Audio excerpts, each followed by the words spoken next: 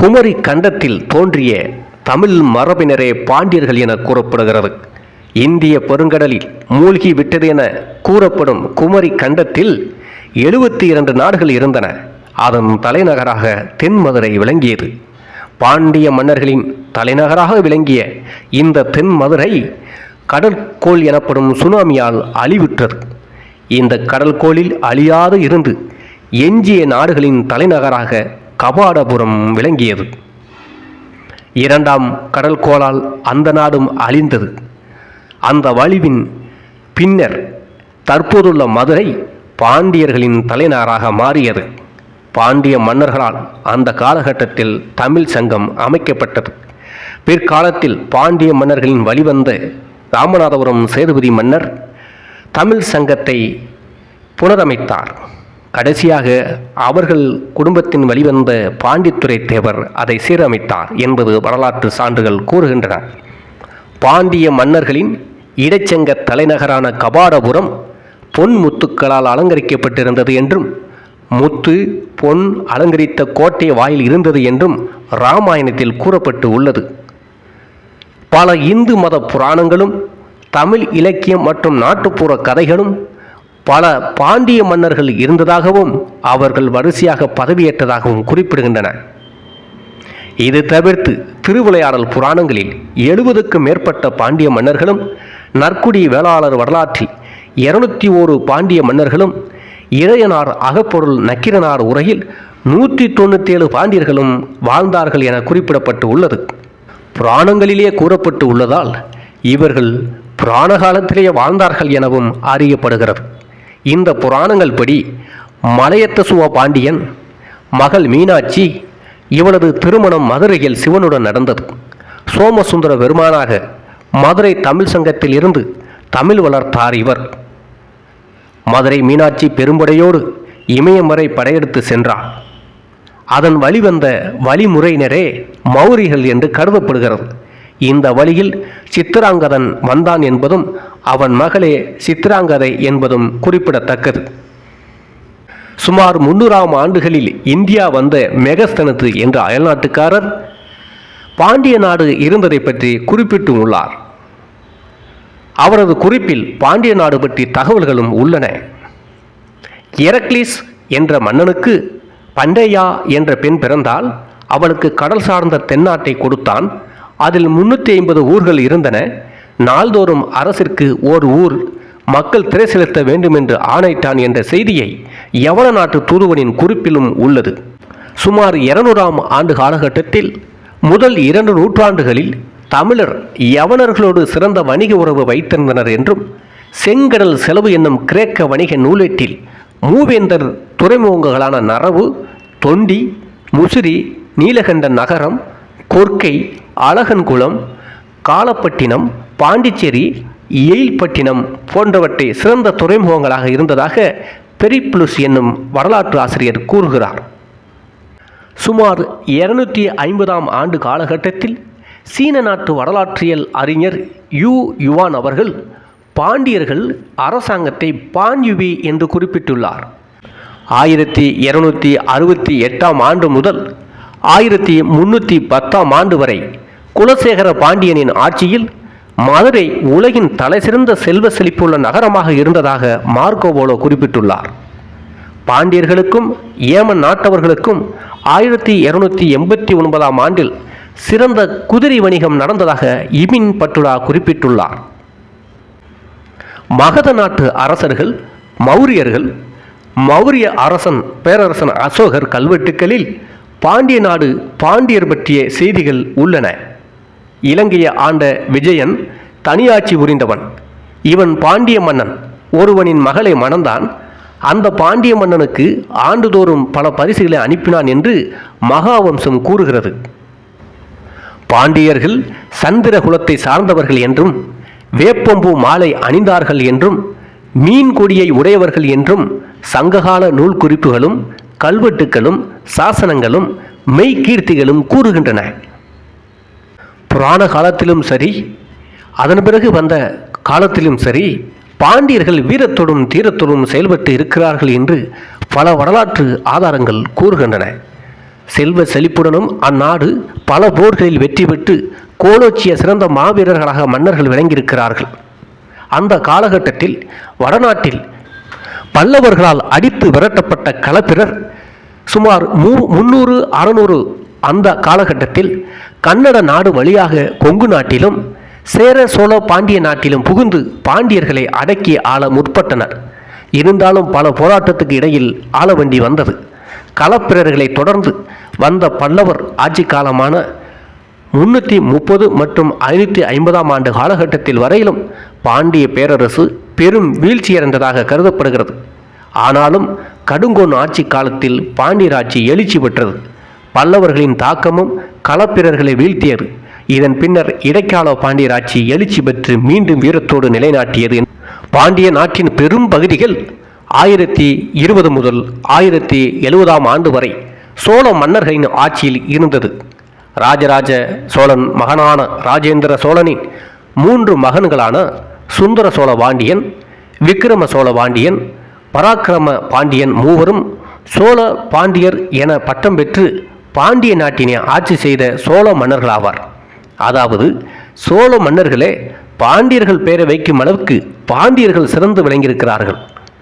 பாண்டிய நாட்டிற்கு ராஜராஜ மண்டலம் என பெயரிட்டு தங்கள் ஆட்சிக்கு முரண்பட்ட பாண்டியர்களை திரை செலுத்துமாறு உத்தரவு பிறப்பித்தனர் சோழர்கள். கீழ்சி பேரரசின் மன்னன் மாளிகாபூரிடம் பாண்டிய மன்னனான சுந்தர பாண்டியனால் தன் தம்பியான 2ஆம் வீரபாண்டியனை வெல்ல உதவிய நாடினான். 2ஆம் வீரபாண்டியனை வெற்றி கொண்ட மாளிகாபூர் சுந்தரபாண்டியனை அடிமைப்படுத்தினான் என்பதும் குறிப்பிடத்தக்கது. ஷயாவுதீன், பார்னி, அமீர் குஸ்ரு, வாசு போன்றவர்களின் கூற்றுகள் படி இந்த வரலாற்று ஆசிரியர்கள் என்ன கூறுகிறார்கள் என்றால், மாளிகாபூர் பாண்டிய நாட்டில் அமைந்திருந்த கோவில்களை இடித்து அங்கிருந்த பொன் பொருட்களை கொள்ளையடித்துவிட்டு சிற்பங்கள் பலவற்றையும் சிதைத்துவிட்டு காரணமாக இருந்தான். மேலும் கொள்ளையிட்ட பொருட்களை தில்லிக்கு கொண்டு சென்றான் என்பதும் குறிப்பிடப்பட்டுள்ளது என்று கூறுகிறார்கள். சுந்தரபாண்டியன் மற்றும் 2ஆம் வீரபாண்டியன் போன்றவரிடமிருந்து மாளிகாபூர் 612 யானைகள், 20,000 குதிரைகள், 96,000 மணங்கு பொன், முத்து மற்றும் அணிகலன்கள் அடங்கிய பெட்டிகளை எடுத்து சென்றான் எனவும் பார்னி என்பவர் குறிப்பிட்டுள்ளார். 1320 ஆண்டுகளில் மாளிகாபூர் மதுரையை கைப்பற்றி 1378 ஆண்டு வரை ஆண்டான் என்றும் கூறுகிறார்கள். அவன் வழி வந்தவர்கள் நாயக்கர்களால் தோற்கடிக்கப்பட்டார்கள். 1330 ஆண்டு காலகட்டத்தில் ஆண்டு அளவில் பாண்டிய நாட்டில் முகமதியர் ஆட்சி நுழைந்தது. தில்லி துக்ளக்கின் அதிகாரியாக திகழ்ந்த செலாலுதீன் அசன் ஷா மதுரையினை கைப்பற்றி ஆட்சி செய்தார். இவரது ஆட்சிக்கு பின்னர் அலாவுதீன், உடான்ரி, குட்புதீன், நாசிருதீன், அடில் ஷா, பருடீன், முபாரக் ஷா, அலாவுதீன், சிக்கந்தர் ஷா போன்றவர்களின் ஆட்சி மதுரையில் இருந்தது. இவர்கள் தம் பெயர்களில் நாணயங்கள் வெளியிட்டனர். இவர்களை பற்றிய தகவல்கள் புதுக்கோட்டையில் உள்ள 2 கல்வெட்டுகளில் குறிப்பிடப்பட்டுள்ளது. இபின் படுடா என்பவரின் வரலாற்று ஆசிரியர் கூற்றுப்படி இந்த மன்னர்களின் ஆட்சி காலத்தில் உள்நாட்டு குழப்பங்கள், கலகங்கள் ஏற்பட்டது என்று கூறுகிறார். கோவில் வழிபாடு விழா இன்றி சீரழிந்தன என்றும் குறிப்பிடுகிறார். பாண்டிய நாட்டு மக்கள் துன்புற்றனர் என அவர் குறிப்பில் கூறப்பட்டு உள்ளது. முகமதியர் ஆட்சியின் கீழ் இருந்த பாண்டிய மன்னர்கள் பலர் இருந்தார்கள். 1314 முதல் 1346 ஆண்டு வரை மாரவர்மன் குலசேகர பாண்டியன் ஆட்சி செய்தார். 1315 ஆண்டு முதல் 1347 ஆண்டு வரை சடையவர்மன் பராக்கிரம பாண்டியன், 1334 முதல் 1380 வரை மாரவர்ம வீரபாண்டியன், 1335 ஆண்டு முதல் 1352 ஆண்டு வரை மாரவர்மன் பராக்கிரம பாண்டியன் போன்ற பாண்டிய மன்னர்கள் ஆங்காங்கே ஆட்சி செய்து இருந்திருக்கின்றனர். இந்த மன்னர்களது கல்வெட்டுக்கள் பாண்டிய நாடெங்கும் உள்ளது. மேலும் போசல மன்னனான 3ஆம் வீரவல்லாள தேவனும் போர்க்களத்தில் இறந்தான். இந்த செய்தியை விஜயநகர அரசன் ஒருவர் அறிந்தார் என்று குறிப்புகள் உள்ளன. பாண்டிய நாட்டினை ஆட்சி செய்த சமயம் வானாதி ராயர்கள் பலர் இருந்தனர். புதுக்கோட்டை கோனாடு இருந்த பொழுது பிள்ளை குலசேகர வானாதிராயன் ஒருவன் பாண்டிய நாட்டில் ஆட்சி செய்தான். ராமநாதபுரத்தில் கேரள சிங்கவள நாடு இருந்தது. அங்கு வானாதிராயன் என்பவர் ஆட்சி செய்தார். இவர்களின் பின்னர் பாண்டியர் ஆட்சி வீழ்ச்சியடைய தொடங்கியது. ஸ்ரீவில்லிபுத்தூரில் 1453 ஆண்டு அளவில் வரையப்பட்ட கல்வெட்டில் மகாபலி வானதரையர் சீர்மையான மதுரை மண்டலம் என குறிப்பிடப்பட்டுள்ளது. மேலும் மதுராபுரி நாயகர் பாண்டிய குலாந்தகன் எனவும் குறிப்பிடப்பட்டு உள்ளது. சுமார் 1483 ஆண்டு அளவில் வரையப்பட்ட கல்வெட்டு ஒன்றில் மாவலி வானாதிராயர் பாண்டியருக்கு திரை செலுத்தினார் என குறிப்பிடப்பட்டு உள்ளது. இதனால் அறிய முடிகிறது பாண்டியர்கள் அப்போதும் ஆட்சியில் இருந்திருக்கிறார்கள். பாண்டியர்களின் வலிமை குன்றிய வேளை ராயர்கள் மதுரையினை ஆட்சி செய்தனர்.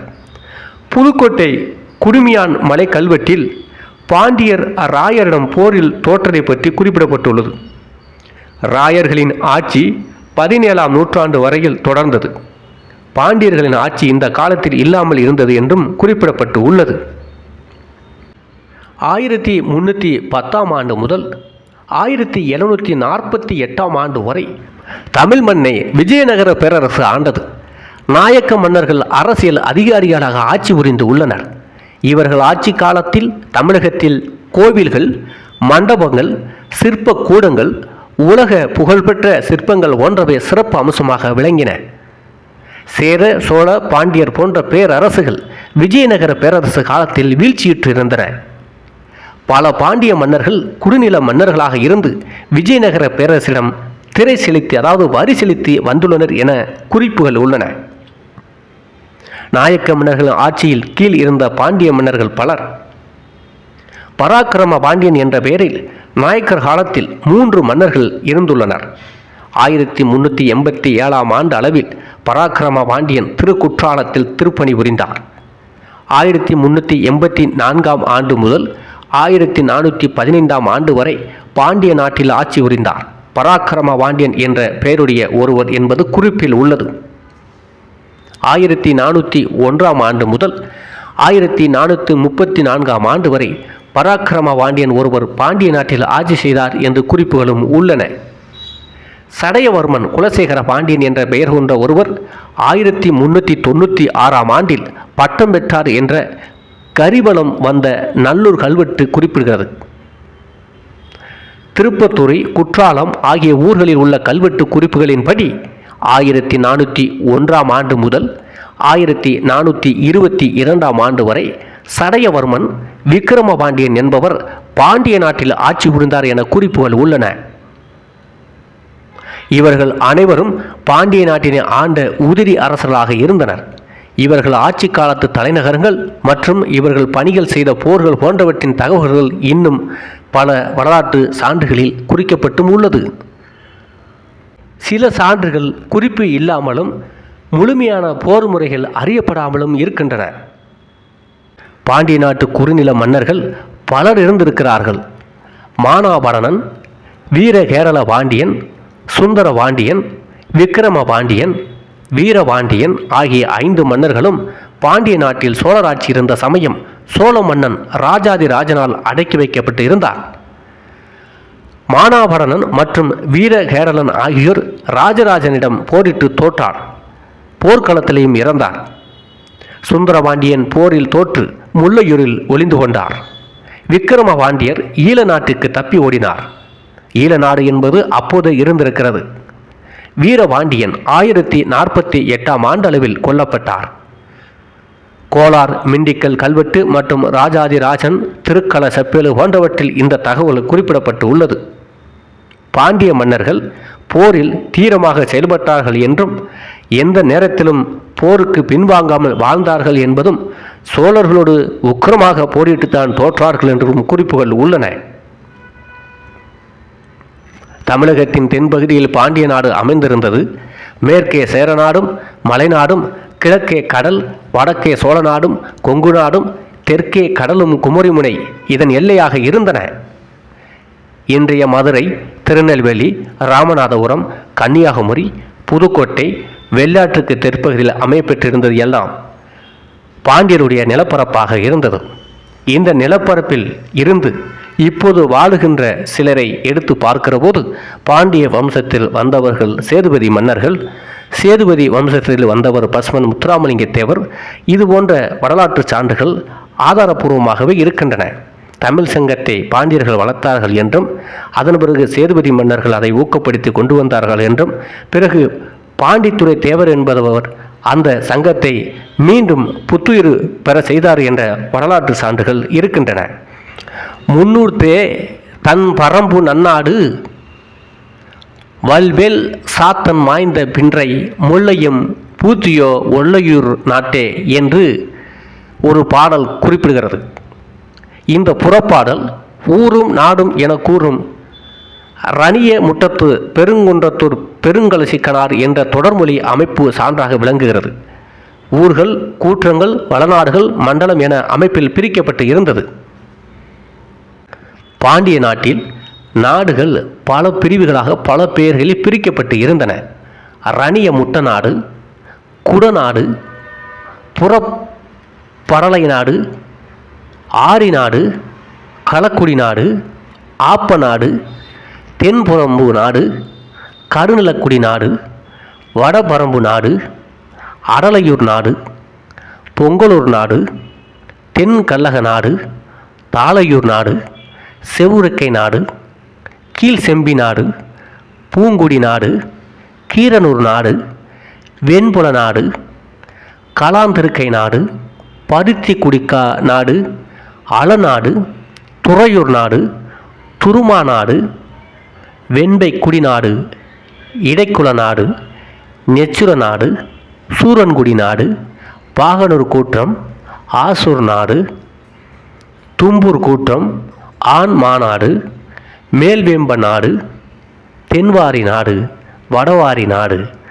குறுமாற நாடு, திருவழுதி நாடு, முறப்பு நாடு, தென்களவு வழிநாடு, வானவன் நாடு, கீழ்கள கூற்றம், கொழுவூர் கூற்றம், முத்தூர் கூற்றம், மிளலை கூற்றம், மதுரோதய வளநாடு, வரகு வளநாடு, திருவழுதி வளநாடு, வல்லப வளநாடு, பராந்தக வளநாடு, அமிதகுண வளநாடு என பாண்டிய நாடுகள் நிர்வாக வசதிக்காக பல நாடுகளாக பிரிக்கப்பட்டு இருந்தன.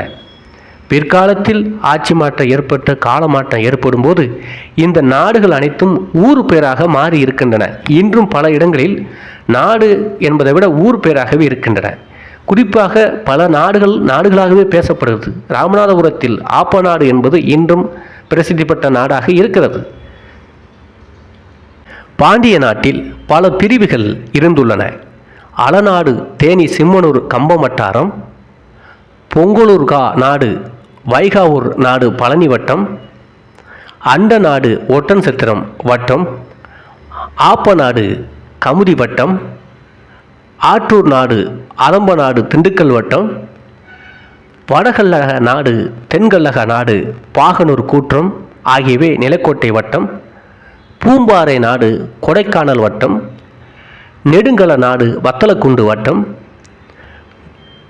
துவரா பதிநாடு புறமலை நாடு நத்த வட்டம், காநாடு திருமயம் வட்டம், கோநாடு புதுக்கோட்டை வட்டம், மிளலை நாடு ஆவுடையார் கோவில் வட்டம், பள்ளி நாடு வேடசுந்தர் வட்டம் ஆகிய பகுதிகளை குறிக்கிறது. இன்றும் இவைகள் அந்தந்த பகுதிகளில் இருக்கின்றன. அதை நாம் ஆதாரமாகவும் எடுத்துக்கொள்ளலாம். பாண்டிய வம்சத்தின் குடும்ப வாழ்க்கை, குடும்ப முறை எவ்வாறு இருந்தது என்பது பற்றியும் குறிப்புகள் உள்ளன. அரசன், அரசி, இளவரசன், பட்டத்தரசி என்ற முறையில் குடும்பம் அமைந்திருந்தது. பாண்டிய அரசன் வேந்தன் என அழைக்கப்பட்டார். பட்டத்தரசி பாண்டிமாதேவி என அழைக்கப்பட்டார். சில பாண்டிய அரசர்கள் பட்டத்தரசியை அன்றி பிற பெண்களையும் மணந்திருந்தனர். புராணங்களின்படி பெண்களும் முடிசூடி ஆட்சி நடத்தியதோடு போரும் செய்திருக்கிறார்கள். அரசனின் மூத்த மகனே இளவரசு பட்டம் பெற இயலும். பெண்களும் போரில் ஈடுபட்டிருக்கிறார்கள் என்று இதிகாசத்தில் கூறப்பட்டிருப்பதால் உலகத்திலேயே போருக்கு சென்ற முதல் பெண் இனம் தமிழ் இனத்தில் பாண்டிய இனம் என்பது இதில் கூறப்பட்டு உள்ளது. இதனால் மாற்றாந்தாய் மக்களுடன் பகைமை வருதலும் உண்டு, முதலாம் மாறவர்மன் குலசேகர பாண்டியன் மகன்கள் வீரபாண்டியன், சுந்தரபாண்டியன் ஆகிய பாண்டிய வேந்தர்களின் வரலாறுகளும் பல சான்றுகளாகவும் இருக்கின்றன. ஆரிய படை கடந்த நெடுஞ்செழியன் தன் ஊழ்வினையால் கண்ணகி நீதி கேட்டதால் இறந்தார். நீதியிலும் பாண்டியர்கள் சிறந்து விளங்கினார்கள் என்பதற்கு கண்ணகி நீதியை சொல்லலாம். அதேபோன்று மகன் செய்த தவறுக்காக ஒரு கன்றை தேர்காலில் இட்டு இறந்ததனால் தன் தேர்காலிலே மகனை கொன்றான் என்ற மனுநீதி சோழனின் வரலாறும் பாண்டியன் வரலாறாகவே இருக்கின்றது.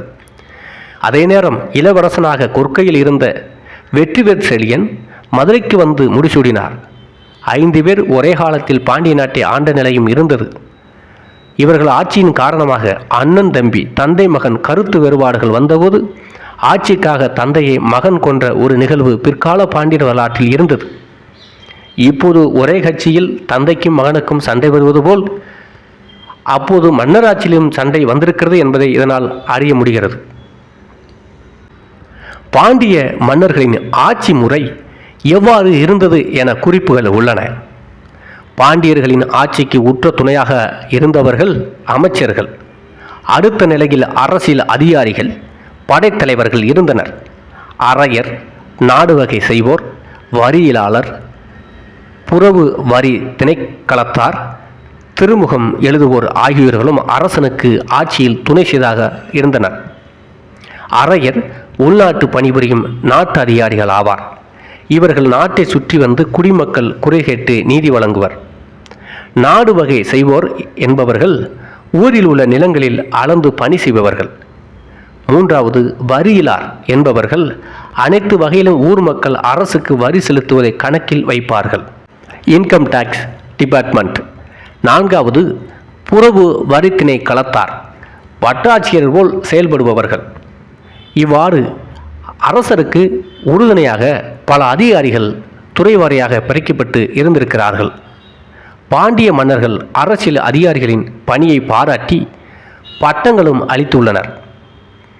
அரையன், பேரரையன், விஜயரையன், தென்னவன் பிரமராயன், தென்பன் தமிழவேல், காவிரி, ஏனாதி, பஞ்சவன் மாராயன், பாண்டிய மூவேந்த வேளான், செழிய தரையன், பாண்டி வதரையன், தொண்டைமா, பாண்டிய கொங்கராயன், மாதவராயன், வத்தவராயன், குருகுலராயன், கலிங்கராயன் என பல பட்டங்கள் அதிகாரிகளுக்கு வழங்கப்பட்டு இருக்கின்றன.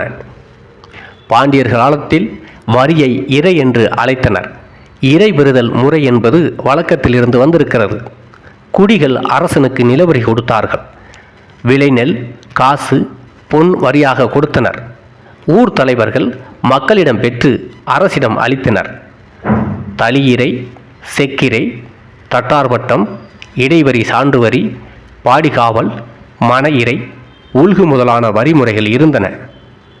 இறை, பாட்டம் என்பன வரியினை உணர்த்தும் சொற்களாக திகழ்ந்தன. தட்டார்பாட்டம் கம்மாளரின் வரியாகும். நாடு காவலையே பாடி காவல் என்று அழைக்கப்பட்டது. ஊர்காவலுக்கு வாங்கிய வரியே இந்த பெயர் பெற்றது. பாண்டிய அரசர்களுள் சில அரசர்களும் ஊர்காவலுக்கு சென்றனர். பொற்கே பாண்டியன் இதற்கு சான்றாக விளங்குகின்றான். வீட்டு வரியினை மன இறை என்று அழைத்தனர்.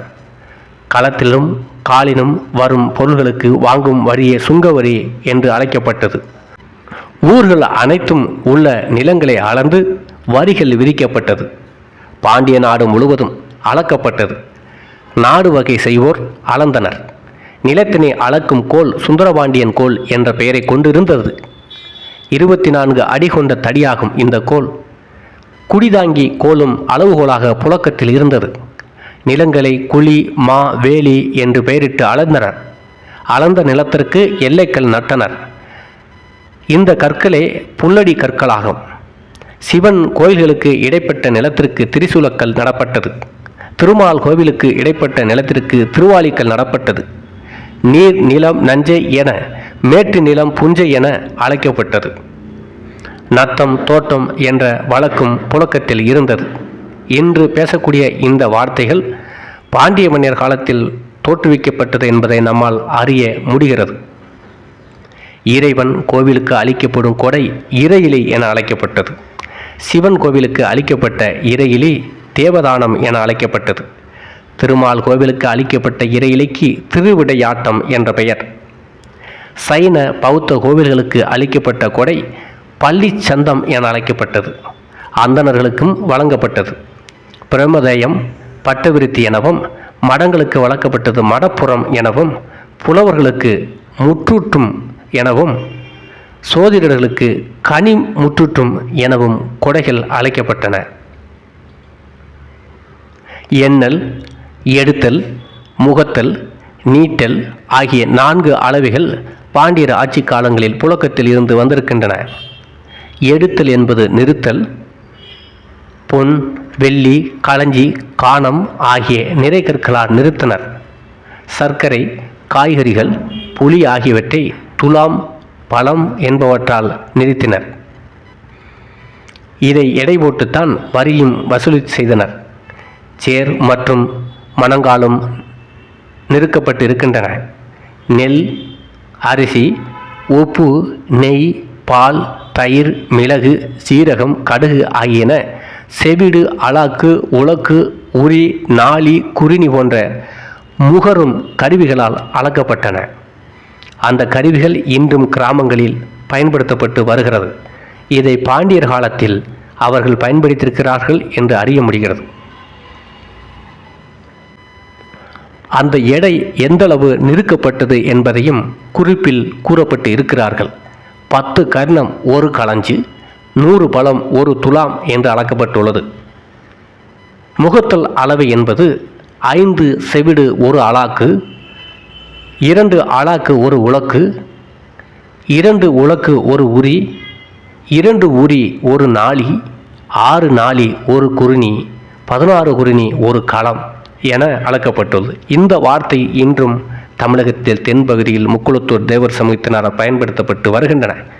இதுபோன்ற பொருட்கள், இதுபோன்ற வார்த்தைகள் பயன்படுத்துகிற அந்த மக்கள் பாண்டிய வழி வம்சத்தை சார்ந்தவர்கள் என்பதை அறிய முடிகிறது. அந்த வகையில் அதிகமாக இந்த வார்த்தைகளும் பொருள்களும் புழங்கும் அந்த நிலப்பரப்பில் வாழும் முக்குளத்தூர் தேவர் சமுதாயத்தைச் சேர்ந்த மரபின மக்கள் தான் பாண்டியர்கள் என அறிய முடிகிறது. இவ்வாறான அளவு முறைகள் பாண்டிய நாட்டில் இருந்தன. சங்ககாலம் முதல் 13ஆம் நூற்றாண்டு வரை இவ்வளவு முறை புழக்கத்தில் இருந்திருக்கிறது. 14ஆம் நூற்றாண்டு முதல் புதிய அளவு முறைகள் வந்தன குறிப்பிடப்பட்டுள்ளது. பாண்டிய மன்னர்களின் ஆட்சியில் மன்னர்களின் பெயராலும் சிறப்பு பெயராலும் நாணயங்கள் வெளியிடப்பட்டன. பொன், செம்பால் செய்யப்பட்ட காசுகள் புழக்கத்தில் இருந்தன. மீன் சின்னம் பொருத்தப்பட்டதாக வெளியிடப்பட்டது பாண்டியர் ஆட்சி கால நாணயங்கள். சுமார் 5ஆம் நூற்றாண்டு என மதிக்கப்படும் முத்திரை காசுகள், 2ஆம் நூற்றாண்டு என மதிக்கப்பெறும் பெருவெழுதி நாணயங்கள் போன்றவை குறிப்பில் உள்ளன. சீமாறன், சீவல்லபவன், அவனிவ சேகரன், கோளலிக என்ற பெயரில் நாணயம் வெளியிட்டிருக்கிறார்கள். இதற்கு சான்றாக சிற்றண்ணா வாசல் கல்வெட்டு விளங்குகிறது. முதல் மாரவர்மன் சுந்தரபாண்டியன் சோனோடு கொண்டான் நாணயம் வெளியிட்டான். சீவலபவன் அவனிபவ சேகர கோலகை என்ற பெயரில் வெளியிட்டிருக்கிறார். 1253ஆம் ஆண்டில் வீரபாண்டியன் வாளால் வழி திறந்தான் குளிகை என்ற பெயரில் நாணயத்தினை வெளியிட்டிருக்கிறார். காசு என்பது ஒரு களஞ்சு எடை உடையது, 10 பொன் கொண்டது. 1 காசு 10 காணம், 1 களஞ்சு 1 காணம், 4 குன்றி காசும் பொன்னும் கலந்து தூவியும் என்ற தொடர் இதனை உணர்த்துகிறது. காணம், களஞ்சு, காசு என பல நாட்டுப்புற பாடல்களிலும் இது குறிப்பிடப்பட்டு உள்ளது. பாண்டியர்கள் ஆட்சியில் ஊர்தோறும் ஊரவை இருந்து வந்தது. ஊராட்சியினை இது செயல்பட வைத்தது. குடவோலை முறையில் ஊர் தலைவரை தேர்ந்தெடுத்தனர். சிற்றூர் பல சேர்ந்து கிராம சபை அமைத்தனர். நிலமும் கல்வியும் மனையும் அறநெறியும் உடையவர்கள் மட்டுமே ஊரவை உறுப்பினர்களாக முடியும். ஊர்களில் பொது மன்றங்கள் இருந்தன.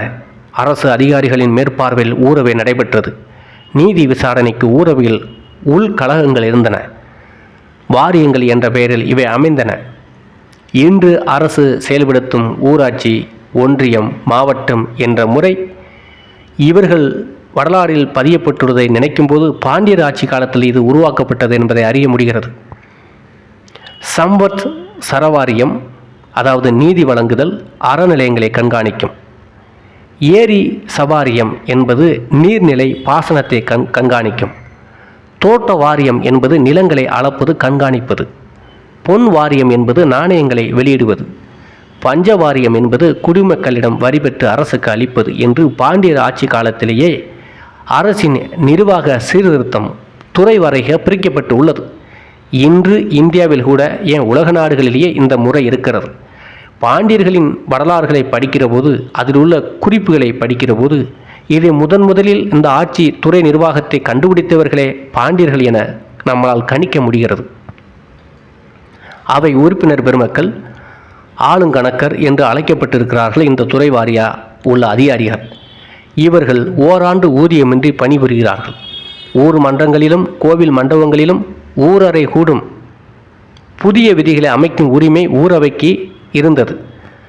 மறுதலின நாகனார் என்பவர் இது பற்றி பாடியும் இருக்கிறார். அதாவது ஊர் அவை என அது அழைக்கப்பட்டிருக்கிறது. கயிறு பிணி குலிசியோலை கொண்டமர் பொறிகண்டலிக்கு மாவன மாக்களின் என அவர் பாடியிருக்கிறார். அகம் 77 அகப்பாட்டில் இது எழுதப்பட்டு உள்ளது. இந்த வரிகளில் கூற்றுப்படி பாண்டியர்கள் காலத்தில் குடவோலை முறை இருந்தது என்பதனை அறிய முடிகிறது. நெல்லையில் மானூரில் கல்வெட்டு ஒன்று ஊரவை உறுப்பினரின் தகுதி பற்றி குறிக்கிறது. ஆவண களரி இயல் என்ற ஒன்று பாண்டியர் காலத்தில் இருந்திருக்கிறது. அது என்ன என்பதை காணலாம். பதிவு அலுவலகம் பாண்டியர் காலத்தில் ஆவண களரி என்று அழைக்கப்பட்டு இருக்கிறது. ஒவ்வொரு ஊரிலும் எழுதப்பட்ட ஆவணங்களை காப்பிட ஆவண களரி இருந்தது. இதனை ஆவணக்களம் என்று அழைத்து வந்திருக்கின்றனர். இந்த பகுதிக்கு பொதுவாக நிலம் விற்போர் வாங்குவோர் சென்று தங்கள் நிலத்துக்கு உரிய விலை, பரப்பு, நான்கல்லை குறிப்பிடும் என அதில் குறிப்பிடப்பட்டுள்ளது. விற்பவர்கள் உடன்பட்டு உறுதிமொழியில் கையொப்பமிட வேண்டும். ஆவணங்களை கோவில் சுவரில் பொறித்து வைப்பது உண்டு. ஆவணக்களரி மக்களின் உரிமைக்கும் சொத்துக்கும் பாதுகாப்பு தருவதாக அமைந்திருந்தன. மக்கள் பயன்கருதி பாண்டியர் ஆட்சி நடைபெற்ற அனைத்து ஊர்களிலும் இது செயல்பட்டது என்பது குறிப்பிடத்தக்கது. இன்று இருக்கக்கூடிய ஆட்சி நிர்வாகத்தை பாண்டியர்களே முதலில் செய்திருக்கிறார்கள் என்பதே ஆச்சரியமாக இருக்கிறது. அதன் பிறகுதான் காலப்போக்கில் அவர்கள் வழியில் ஆட்சியாளர்கள் தங்கள் நிர்வாகத்தை சீர்திருத்திருக்கிறார்கள் என்பதை உணர முடிகிறது. அதேபோன்று படையில் சிறந்து விளங்கியவர்கள், வீரத்தில் சிறந்து விளங்கியவர்கள் உலகிலேயே பாண்டியர்கள் என்பது குறிப்புகள் உள்ளன. அவர்கள் அதை படையியல் என ஒரு துறையாக பிரித்து செயல்பட்டிருக்கிறார்கள். யானைப்படை, குதிரைப்படை, காலாட்படை, தேர்ப்படை போன்ற 4 வகை படைகளையும் வைத்திருந்திருக்கிறார்கள். கொர்க்கை, தொண்டி துறைமுகங்களில் வெளிநாட்டு குதிரைகள் ஆண்டுதோறும் வந்து இறங்கியிருக்கிறது. ஆண்டுக்கு 11,000 குதிரைகள் வந்திருக்கின்றன என வாசப் என்ற ஒருவர் கூறியிருக்கிறார். மார்கோபோலோ என்பவர் குதிரைகள் வாங்க மிகுதியான பொருளை செலவழிக்கின்றார்கள் என்று பாண்டியர்களை பற்றி குறித்துள்ளார். அதாவது குதிரை படைக்கு போருக்கு குதிரை தேவை என்பதை அறிந்து அதிகமாக அவர்கள் குதிரைகளை இறக்குமதி செய்திருக்கிறார்கள். வாட்போர்வல்ல பெரிய காலாட்படை இருந்தது. பாண்டியர் ஆட்சி காலத்தில் பெரும் படையோம் என கையெழுத்திடும் குழு பாண்டிய நாட்டில் இருந்தது. முனையெதிர், மோகர், தென்னவன், ஆபத்து தவிகள் போன்ற படைகளும் இருந்தன என கல்வெட்டுகளில் குறிப்புகள் உள்ளது. கடிமதில் வாய் காவலிற் சிறந்த அடல்வாள் யவனர் என சிலப்பதிகாரத்தில் வரும் இந்த பாடல் வரியிலிருந்து ரோமாபுரி போர்ப்படை வீரர்கள் மதுரை கோட்டையை காத்திருந்தனர் என கூறுவதற்கு இணங்க அத்தகைய வலிமையுடன் சிறப்புற்று பாண்டியர் படை இருந்தது என குறிக்கிறது. முத்தமிழ் அரசிடமும் யானைப்படி மீதியாக இருந்தது. சோழ வேந்தரிடமும் 60,000 யானைகள் இருந்ததாக ஒரு சீன வழி போக்கன் கூறியிருப்பதால் யானை இயல்பாக கூட்டமாய் வாழும் குடமலை தொடர்புடைய சேரனிடத்தும் பாண்டியனிடத்தும் அவை எத்துணை பெரும் தொகையினவாய் இருந்திருத்தல் வேண்டும் என்பதை யூகித்து உணர்ந்து கொள்ளலாம் என பாவாணர் கூறுகிறார். அதேபோன்று வணிகவியலிலும் தொழிலியலும் தனித்தனி துறையாக பிரித்து பாண்டியர்கள் ஆட்சி செய்திருக்கிறார்கள். அது பற்றிய ஆதாரங்களும் இருக்கின்றன. பாண்டியர் துறைமுகங்களும் அதுக்கு சான்றாக இருக்கின்றன. பாண்டிய நாட்டில் கடைசங்க நாளிலேயே வணிகமும் தொழிலும் மிகச் சிறப்பாக இருந்தன. மதுரை, கொர்க்கை முதலான நகரங்களில் கிடைத்துள்ள ரோமாபுரி நாணயங்களே இதற்கு சான்றாகும். வெளிநாட்டு வணிகங்கள் சிறப்புற்றும் உள்நாட்டு பண்டங்களை எடுத்து செல்வதற்கு ஏற்ற பெருவழி தடங்களும் இருந்தன. நாடு முழுவதும் இந்த சாலைகள் அமைந்திருந்தன. வணிகர்கள் கோவேறு கழுதை மாட்டு வண்டிகளில் பண்டங்களை ஏற்றி சென்றனர்.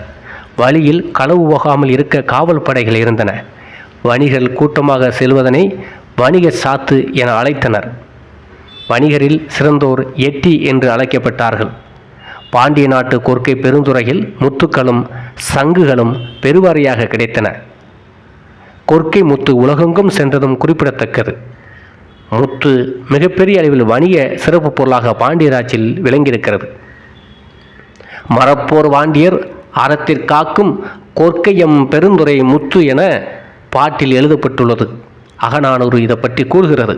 பாண்டியன் புகழ்மலி சிறப்பில் கொர்க்கை முந்துறை அகர் கதிர் முத்து மொடு வளம்புரி சொரிந்து எனவும் அகநானூறு கூறுகிறது. கொர்க்கை முத்தின் பெருமையை அகநானூறு இவ்வாறு கூறுகிறது. மேலும் மதுரை, காஞ்சி, சிறுவானாற்றுப்படை, சிலப்பதிகாரம் ஆகிய நூல்களிலும் இந்த வகை செய்திகள் குறிப்பிடப்பட்டு உள்ளது.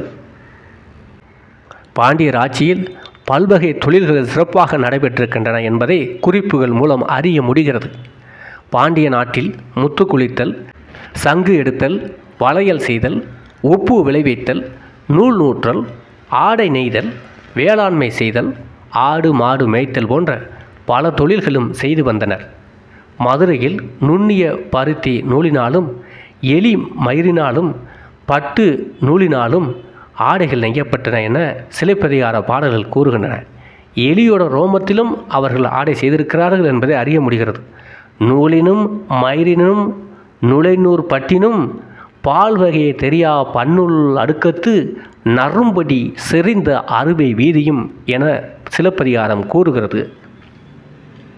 முத்து, பவளம், மிளகு, பல வகை பட்டாடைகள் வெளிநாடுகளுக்கு ஏற்றுமதி செய்யப்பட்டன. வெளிநாடுகளிலிருந்து குதிரைகளும் மது வகைகளும் கண்ணாடி பொருட்களும் கொர்க்கை துறைமுகத்திற்கு வந்து இறங்கின. சுங்க வரியினால் ஆண்டுதோறும் அரசுக்கு அதிக வருவாய் கிடைத்தது. கப்பல்கள் திசை மாறாமல் இருக்க துறைமுகத்தில் கலங்கரை விளக்கம் அமைக்கப்பட்டு இருந்தது. இப்போது இருக்கிற கலங்கரை விளக்கம் பாண்டியர் காலத்திலேயே கொண்டு வரப்பட்டு உள்ளது ஆச்சரியமாக இருக்கிறது. வெளிநாட்டு வணிகர்களும் யவனர்களும், அதாவது கிரேக்கர்களும், ரோமர்களும், சோனகரும், அரபியர்களும் பாண்டிய நாட்டு மக்களுடன் அன்புடன் பழகினர் என்பது குறிப்பிடத்தக்கது. வணிகத்திலும் கைத்தொழிலும் சிறந்து விளங்கிய பாண்டிய நாடு. பண்டைய காலத்தில் தமிழகத்தின் பாண்டிய நாட்டில்தான் வணிகமும் வெளிநாட்டார் தொடரும் சிறப்பாக விளங்கியது என குறிப்புகள் கூறுகின்றன. இவ்வாறு துறை ரீதியாக பிரித்து நிர்வாகம் செய்து ஒரு சிறந்த நாடாக, வல்லரசு நாடாக பாண்டிய நாடு அப்போதே விளங்கியிருக்கிறது. இதேபோன்று கல்வியியல் என ஒரு துறையை பிரித்திருக்கிறார்கள். பாண்டிய நாடு சங்க வைத்து தமிழ் வளர்த்த பெருமையை பெற்றிருந்தது. புலமை நலம் சான்ற முடி மன்னர்களும் இருந்தனர். ஆண் பெண் இருபாலரும் கல்வியை கற்றனர். கல்வியின் சிறப்பை நெடுஞ்செழியன் போல் யாரும் பாண்டியராட்சியில் கூறியதில்லை என அதற்கு எடுத்துக்காட்டாக கூறுகிறார்கள். என்னவென்றால், உற்றிலி உதவியும் உருபொருள் கொடுத்தும் பிற்ற நிலை முடியாது கற்றல் நன்றே ஒரு குடி பிறந்த பல்லோருளும் மூத்தோன் வருக எண்ணாது அவருள் அறிவுடையோன் ஆறு அரசும் செல்லும் என புறநானூறு பாடல் பாண்டியர்கள ஆட்சியில் இருந்த கல்வி முறை பற்றி கூறுகிறது. தலையாளங்கானத்து செருவென்ற பாண்டியன் நெடுஞ்செழியன் பலர் புகழ் சிறப்பின் புலவர் பாடாது வளர்க என் நிலவரே என்று புறப்பாட்டில் பாடியுள்ளார். கற்க கசடர கற்பவே கற்றபின் நிற்க அதற்கு தக என்றும், கண்ணென படுவது வாழும் உயிர்க்கு கல்வி என்றும் வள்ளுவர் கூறினார். இவை அரங்கேற்றமானது பாண்டியரின் தமிழ் சங்கத்தில் என்பது குறிப்பிடத்தக்கது. திருவள்ளுவருடைய கற்க கசடர கற்பவை கற்றபின் நிற்க அதற்கு தக என்பதும், கண்ணெனப்படுவது வாழும் உயிர்க்கு கல்வியை என்பதும் பாண்டியர் வெளியிட்டிருக்கிறார்கள். பாண்டியர் ஆட்சி காலத்தில் இது அரங்கேறி இருக்கிறது என்பதுதான் உண்மையான வரலாறாக இருக்கிறது. உடன்கட்டை ஏறிய பாண்டிமாதேவி புறம்பாடி வளாவலான் செல்வமும் ஒருங்கே பெற்ற இவள் பூதப்பாண்டியன் மனைவி பெருங்கோப்பெண்டு ஆவாள். பல் சான்றீரே என்ற புறப்பாடல் அவள் புலமையை காட்டும். அவளின் புலமை பற்றி கூறுகிறது. நகுதக்கணரே நாடுமி கூறுனர் என்று பாடிய நெடுஞ்செழியன் கல்வியில் வல்லமை பெற்று விளங்கினார் என்று இந்த வாசகம் கூறுகிறது. அகநானூறு தொகுப்பித்த உக்கிர பெருவழுதி குறிஞ்சி மருதம் பாடுவதில் வல்லவராக விளங்கியிருக்கிறார். சங்ககால புலவர்களிலும் மேலாக கவிதை பாடிய பாண்டிய மன்னர்களும் ஆட்சி புரிந்தவர்கள் என்பதனை இவர்கள் மூலம் அறிய முடிகிறது. பாண்டியர்களும் மதுரை தமிழ் சங்கமும் தலை சங்கம் தொடங்கி கடை சங்கம் வரை தமிழ் எழுச்சியும் வளர்ச்சியும் பெற்றது. இன்றைய மதுரையில் பாண்டியர்கள் கடைச்சங்கம் வைத்து தமிழை வளர்த்தனர். கண்ணுதர் பெருங்கடவுளும் கழகமோ மடர்ந்து கண்ணுதர் பெருங்கடவுளும் கழகமோ டமர்ந்து பன்னுறத் திரிந்து ஆய்ந்த இன்பத் தமிழ் என்று பாடல்கள் கூறுகிறது. சிவனே பாண்டிய மன்னவைதான், மீனாட்சியும் பாண்டியன் மகள்தான், பாண்டிய நின் நாட்டுடைத்து நல்ல தமிழ் என்று ஔவையார் கூறியுள்ளார். அதாவது சிவனே பாண்டிய மன்னர் என்று கூறுகிறார். வியாத தமிழுடையான் பல்வேல் கடல்தானை பாண்டியன் என யாப்பருங்கல்ல விருத்தி கூறுகிறது. இவ்வாறு பல குறிப்புகள் இருக்கின்றன. நல்லூர் நந்தனார் என்ன கூறுகிறார் என்றால், தமிழ்நிலை பெற்ற தாங்கரு மரபின் மகிழ்நனை மருகின் மதுரை என பாடியுள்ளார். தமிழ் வைய தன்னம் புனல் எனவும் பரிபாடல் கூறுகிறது. செந்தமிழ் நாடு என்று பாண்டிய நாட்டை மட்டுமே இளங்கோவடிகள், சேக்கிழார், கம்பர் ஆகியோர் கூறியுள்ளனர். தொல்காப்பியம், திருக்குறள் அரங்கேற்றப்பட்டது இங்கே என்பது குறிப்பிடத்தக்கது. திருக்குறளே பாண்டிய நாட்டில்தான் அரங்கேறியுள்ளது என்பதை அறிய முடிகிறது. தமிழ் தொண்டனில் அது பாண்டி மண்டலத்தில்தான் இருந்தது. பாலாசிறுவியர், கணக்காயர் தமிழை கற்பித்தனர். ஆசிரியர் புலவராகவும் இருந்தனர். குருவே தெய்வம் என்றனர். பாண்டிய நாட்டில் குல வேறுபாடு இன்றி கல்வி கற்கப்பட்டது. அதாவது ஜாதி மத பேதமின்றி கல்வி கற்கப்பட்டது பாண்டியர் ஆட்சியில். கற்றவருக்கு சென்ற இடமெல்லாம் சிறப்பு என்பதும் பாண்டியன் ஆட்சியில். இவ்வாறு கல்விக்கு முக்கியத்துவம் கொடுத்து கல்வித்துறையில் சிறந்து விளங்கியிருக்கிறார்கள். அதேபோன்று ஆன்மீக இயல் என்னும் ஒரு துறையையும் பாண்டியர் ஆட்சியில் நிறுவப்பட்டு இருந்திருக்கிறது. உமையால் மதுரை மீனாட்சியாக வந்து பாண்டியன் மகளாக பிறந்தாள் என்றும் பின்னர் சோமசுந்தர பெருமானை மணந்தாள் என்றும் பாண்டிய நாட்டை சோமசுந்தரர் ஆண்டார் என்று புராணங்கள் கூறுகிறது. பாண்டியர் வரலாற்றினை கூறும் இலக்கிய நூல்களிலும் இவ்வாறு ஆட்சி செய்தார்கள் என சான்றுகள் உள்ளன. பாண்டியர் ஆட்சியில் சைவ சமயமே தலைத்தூங்கி இருந்தது. ஆனாலும் வைணவம், சமயம், புத்த மதம் போன்ற பிற மதங்களும் இருந்தன. சிவன் கோவிலில் பின்னகரங்கள், அருகன் கோட்டங்கள், புத்த பள்ளிகள் போன்றவையும் அடங்கி இருந்தன. அனைத்து மதத்திற்கும் மதிப்பளிக்கப்பட்டன. கோவில்களுக்கு நிபந்தங்கள், இறையிலைகள் விடப்பட்டன. பாண்டிய அரசர்கள், அமைச்சர், அதிகாரிகள் மேற்பார்வையில் கோவில்கள் கட்டப்பட்டன. சங்க காலத்தில் சமய பூசல்கள் தோற்றம் பெறவில்லை. அதாவது ஜாதி சண்டைகள் இல்லை, மத சண்டைகள் இல்லை. 17ஆம் நூற்றாண்டு காலகட்டத்தில் சமய பூசல்கள் தோற்றம் பெற்றன. ஜாதி மதம் விளையத் தொடங்கியது. மன்னர்களும் அமைச்சர் மற்றும் அதிகாரிகளும் பிறந்த நாளில் கோயில்களில் விழா எடுத்து மகிழ்ந்தனர். அதற்கு என நிலம் அளிக்கப்பட்டது. பிறந்த நாள் கொண்டாட்டம் என்பது பாண்டியர் மன்னர் காலத்திலேயே தொடங்கப்பட்டு இருக்கிறது. தேவாரம், திருவாய்மொழிகள் போன்றன ஓதப்பட்டன. இயல், இசை, நடனம், கூத்து முதலிய நடைபெற்றன. செங்கற் கோவில்கள், கல்லளிகள், செப்பு திருமேனிகள், கல்படி மங்கள் அமைக்கப்பட்டு அணிகலன்களை வழிபாடு செய்ய தானம் செய்தனர். கோவில் வழிபாட்டு தலமாக அன்றி பொருள் பணம் சேர்த்து வைக்கும் இடமாகவும் விளங்கியது. கோவில் வெறும் வழிபாட்டு தலமாக இல்லாமல் பொருள் பணம் சேர்த்து வைக்கும் இடமாகவும் அந்த காலத்தில் பாண்டியர் காலத்தில் விளங்கியது. கோவிலின் பொதுப்பணம் மக்களுக்கு கடனாக கொடுக்கப்பட்டது. தினமும் கோவில்களில் அன்னதானம் வழங்கப்பட்டது. புத்தக சாலைகள் கோவில்களில் அமைக்கப்பட்டு இருந்தன. அதாவது பள்ளிக்கூடமே கோவிலில் தான் நடந்திருக்கிறது. கோவில் காரியங்களை ஊர் அவையோரும் அதிகாரிகளும் செய்தனர். கோவில் மற்றும் அறநிலையங்கள் திட்டமிட்டபடி நடக்கின்றதா என கவனிக்கப்பட்டன. தவறுகள் இளைப்போர் தண்டனையும் பெற்று விளங்கினர். கோவிலில் அமைந்த கல்வெட்டுகள் வரலாற்று ஏடுகளாக அமைந்திருந்தன. கோவில் புதுப்பிக்கும் சமயம் படியெடுத்து வைத்துதான் புதுப்பித்திருக்கிறார்கள். அதாவது எண்ணிக்கை அளந்து எடுத்து வைத்துட்டு புதுப்பித்திருக்கிறார்கள். மீண்டும் அவை பொறிக்கப்பட்டும் உள்ளன. அதாவது நாட்டில் நடக்கும் ஒவ்வொரு சம்பவங்களும் கோவில்களில்தான் பொறிக்கப்பட்டு இருந்திருக்கிறது. கோவில் பணிகள் நடைபெறும்போது, சீர்திருத்த பணிகள் நடைபெறும்போது அவைகளெல்லாம் அழிந்துவிடும் என்று அதை வேறு ஒரு பதிவில் எழுதி வைத்த பிறகு, மறுபடி கோவிலை புதுப்பித்த பிறகு மீண்டும் அதை கோவில்களில் பொறித்திருக்கிறார்கள். அதற்கு காரணம், ஒரு நாட்டில் நடக்கும் வரலாறுகள் பிற்காலத்த சந்ததிகளுக்கு தெரிய வேண்டும் என்று பாண்டியர்கள் தங்களுடைய சரித்திரத்தில் நடந்த ஒவ்வொரு சம்பவங்களையும் கோவில்களில் தான் கல்வெட்டுக்களாக பொறித்திருக்கிறார்கள். காரணம், கோவில்தான் பாதுகாக்கப்பட வேண்டியதாக இருக்கும் என்பது அவருடைய அனுமானம். அதுதான் உண்மை. இவ்வாறு ஆன்மீகத்தில் அவர்கள் கோவில்களுக்கு முக்கியத்துவம் கொடுத்து விளங்கியிருக்கிறார்கள். பாண்டியர்களின் பழக்க வழக்கங்கள் மிகவும் முக்கியமானது.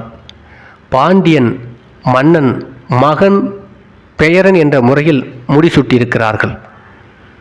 சிங்காதனங்களுக்கு மலவராயன், கலிங்கராயன், முனையதரையன், தமிழ் பல்லவராயன் என்று பெயரிட்டனர். அரசன் பிறப்பிக்கும் ஆணை திருமுகம் ஓலை மூலம் மக்களுக்கு அனுப்பப்படும். அரசர்கள் பிறந்தநாள் விழா நடத்தினார்கள். போரில் இறந்த வீரர்களின் குடும்பத்திற்கு உதிரப்பட்டி என்ற இறையிலே நிலம் அளிக்கப்பட்டது. இன்று இராணுவத்தில் இறந்தவர்களுக்கு அரசாங்கம் பணம் கொடுப்பது போல், அன்று போரில் இறந்தவருக்கு பாண்டியர்கள் உதிரப்பட்டி என்ற இறையிலே நிலத்தை அன்பளிப்பாக கொடுத்திருக்கிறார்கள், இனாமாக கொடுத்திருக்கிறார்கள்.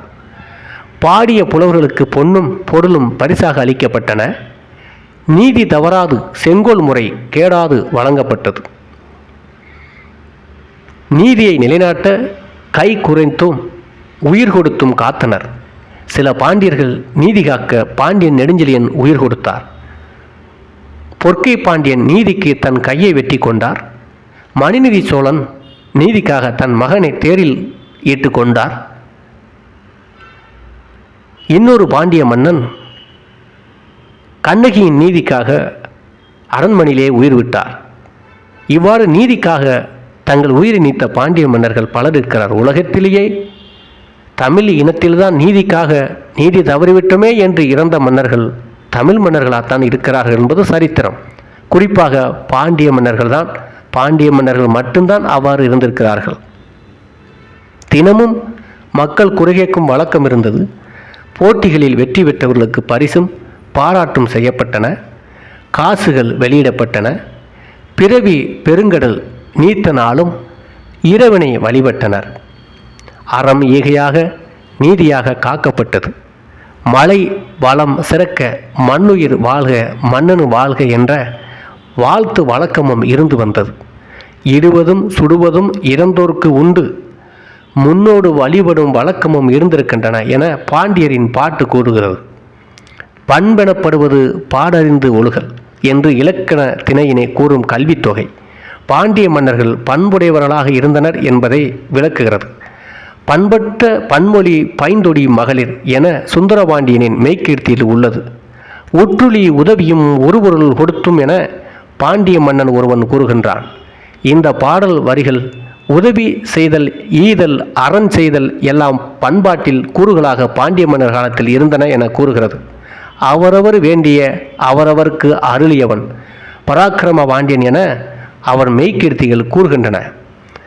அந்த அளவிற்கு பண்புடையவர்களாக இருந்திருக்கிறார்கள் பாண்டிய மன்னர்கள்.